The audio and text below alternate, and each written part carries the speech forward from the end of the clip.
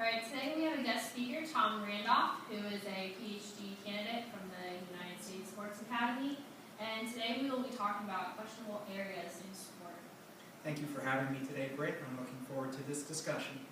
For discussion purposes, I have selected 3 hot topics within sport that have influenced society. The 3 areas that I will be concentrating on include the use of performance-enhancing drugs, criminal behavior, and whether or not sports build character.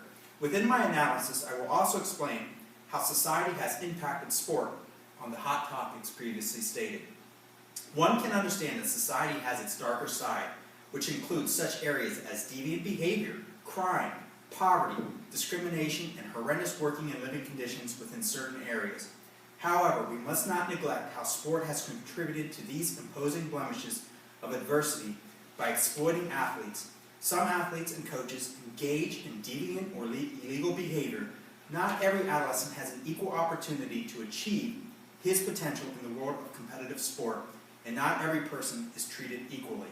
Therefore, we must examine why athletes feel the need or desire to participate in the use of PEDs, which are performance-enhancing drugs, in addition to engaging in criminal acts of behavior.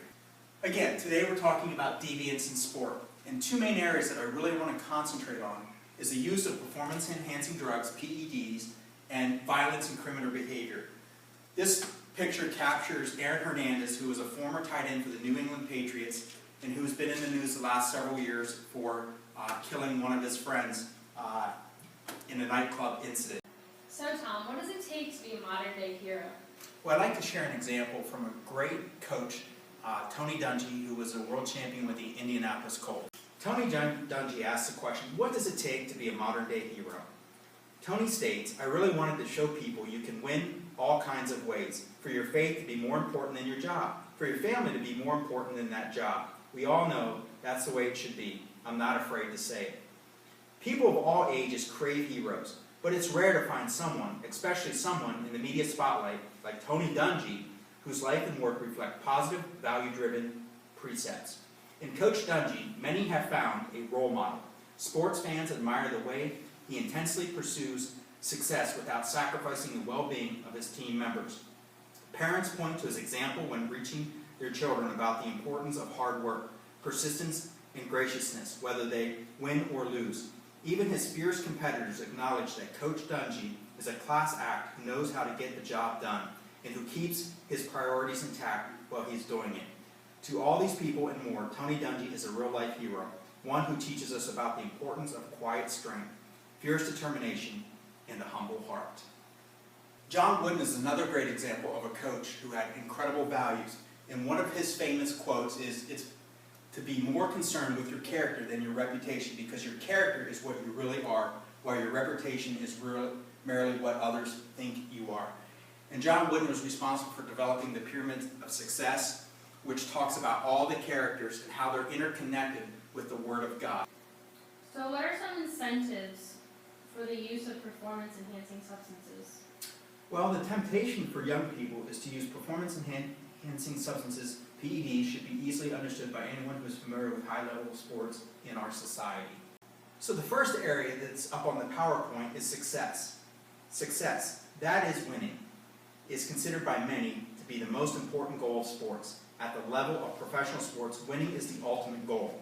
This attitude permeates lower levels of sports as well, down to youth sports. Society rewards success in sports with celebrity status and favoritism.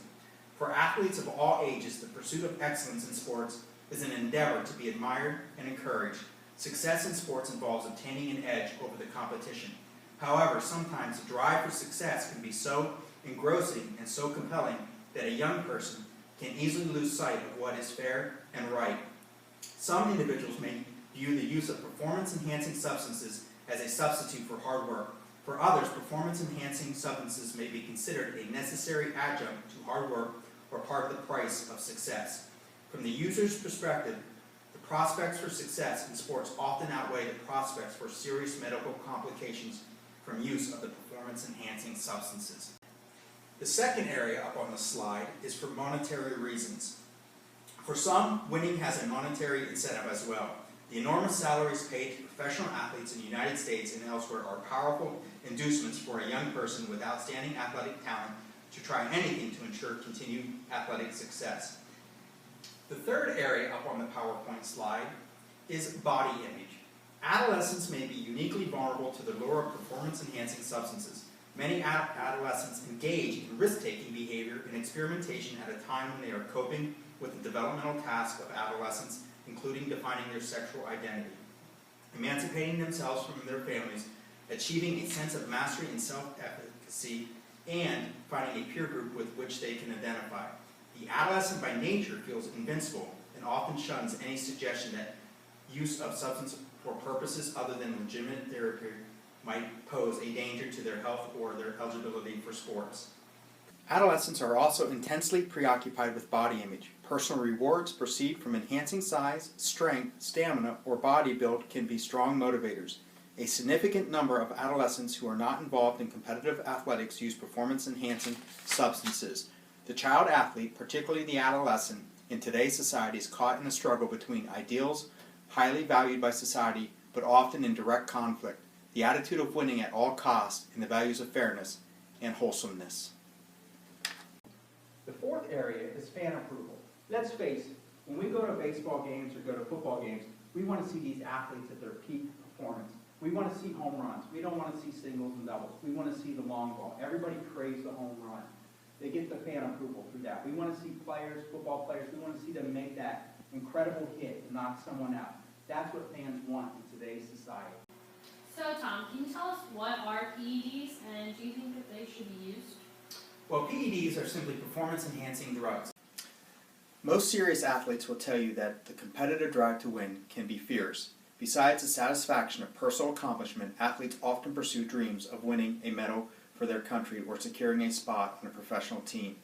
In such an environment, the use of performance-enhancing drugs has become increasingly common. But using performance-enhancing drugs, aka doping, isn't without risks. Take the time to learn about the potential benefits, the health risks, and the many unknowns regarding so-called performance-enhancing drugs such as anabolic steroids and blood doping. What are anabolic steroids? Some athletes take a form of steroids known as anabolic androgen steroids or just anabolic steroids to increase their muscle mass and strength. The main anabolic steroid hormone produced by your body's testosterone. Testosterone has two main effects on your body. Anabolic effects promote muscle building. Androgenic effects are responsible for male traits such as facial hair and a deeper voice. Some athletes take straight testosterone to boost their performance. Frequently, the anabolic steroids that athletes use are synthetic modifications of testosterone. These hormones have approved medical uses through improving athletic performance is not one of them. They can be taken as pills, injections, or topical treatments. Why are these drugs so appealing to athletes? Besides making muscles bigger, anabolic steroids may help athletes recover from a hard workout more quickly by reducing the muscle damage that occurs during the session. This enables the athletes to work out harder and more frequently without overtraining. In addition, some athletes may like the aggressive feelings they get when they take the drug. What are some recommendations for negating PED use? Well, Brett, I'm glad you asked. There are several ways that we can negate the use of PEDs, and coaches should also be informed about these ways and encouraged to use some of these ways as well. I can't make it any clearer, but my first point basically reiterates that the use of performance-enhancing substances for athletic or other purposes should strongly be discouraged. Parents should take a strong stand against the use of performance-enhancing substances and whenever possible demand that coaches be educated about the adverse health effects of performance-enhancing substances. Schools and other sport organizations should be proactive in discouraging the use of performance-enhancing substances, incorporating this message into policy and educational materials for coaches, parents, and athletes. Interventions for encouraging substance-free competition should be developed that are more positive than punitive, such as programs that teach sound nutrition and training, practices along with skills to resist the social pressures to use PEDs. Colleges, schools, and sport clubs should make use of educational interventions that encourage open and frank discussion of issues related to the use of performance-enhancing substances, with the aim of promoting decisions about personal drug use based on principles of fair competition and character rather than on the fear of getting caught. Coaches at all levels, including youth sports, should encourage wholesome and fair competition by emphasizing healthy nutrition and training practices, taking a strong stand against cheating, and avoiding the win-at-all-cost philosophy. I also really wanted to reiterate some of the side effects of using steroids that are often overlooked. And again, some of these athletes that we're talking about, they have their eyes set on one goal, and that's either to make it into professional sports, get a big reward, and be popular. But often they lose sight that the use of PEDs can lead to liver disease, cardiovascular disease, high blood pressure, increased or flared acne on the body, sexual side effects, weakening of the immune system, seizures, nausea, tremors, increased risk of stroke, heart attack, and cardiac arrhythmia. You may be asking, what do the 4 top sports in the United States do to discourage the use of performance-enhancing drugs? Well, for penalties, for starters, the National Football League, it's a 4-game suspension without pay for your first offense. A second incident, if you're caught a second time, it's an 8-game suspension with no pay. And then the third one is a 1-year suspension with no pay. So that's what the NFL does. When we talk about the National Basketball Association, or the NBA, the first offense, when you're caught, it's a 5-game suspension and mandatory attendance in the league's anti-doping program. The second incident is a 10-game suspension with continued counseling. A third time is 25-game suspension with continued counseling. And a fourth time, it's a minimum 2-year suspension.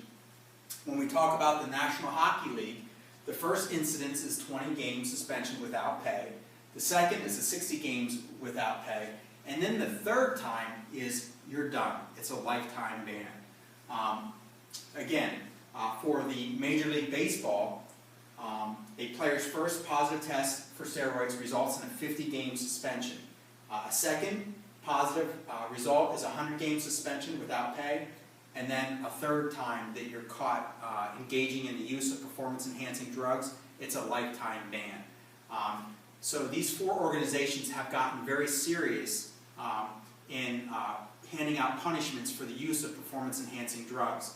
And I think it's all too important for colleges and at the high school level to make sure that they have written policies in dealing with PEDs. And it's also important that we take a proactive stance and not a reactive stance when we're talking about performance-enhancing drugs.